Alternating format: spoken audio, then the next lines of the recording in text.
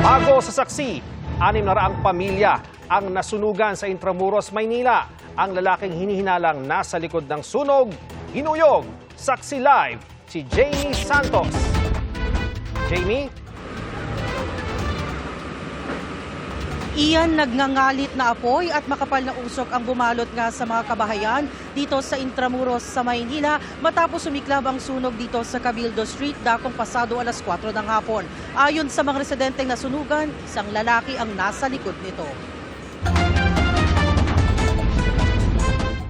Makapal na usok at nagngangalit na apoy ang bumalot sa mga bahay sa Cabildo Street sa Intramuros, Maynila. Mabilis na lumaki at kumalat ang apoy. Umabot ito sa ika-4 na alarma, indikasyong mas pinaigting ang pagresponde sa lugar. Sunod-sunod ang dating ng mga fire truck.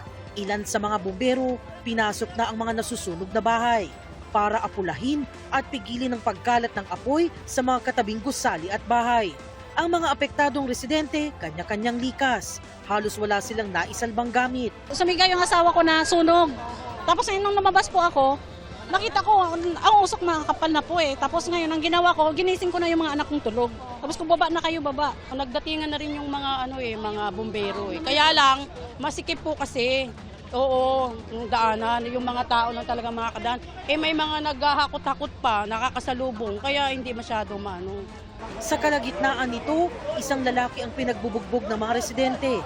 Siya umano ang nasa likod ng sunog sa kanilang lugar. Base sa mga constituent ko, talagang nakita nila na isa sa mga tao dito, sinadya talaga, sinunog talaga. Actually, ginulpi nga nila. Hindi ko nga alam ngayon kung ano nangyari dahil pinakiusapan ko sila na wag saktan. Nilabas namin ng mga pulis pero talagang kinuyog. Lovers quarrel yan. Kalalaya lang nitong tao. Yung asawa niya, yung babae, nag-asawa ng kapitbahay din. Siguro, nawala sa isip.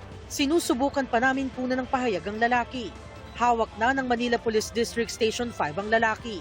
Tinatayang nasa 600 families ang apektado ng sunog at aabot daw sa 1.5 million pesos ang halaga ng pinsala.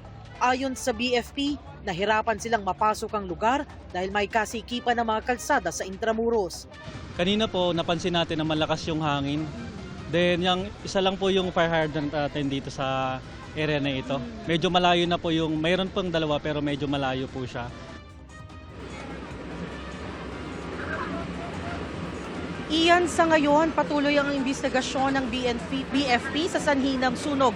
Titingnan daw nila ang lahat ng anggulo kabilang ang sinadya ito. Live mula rito sa Maynila para sa GMA Integrated News, ako si Jamie Santos, ang inyong saksi. Mga kapuso, maging una sa saksi.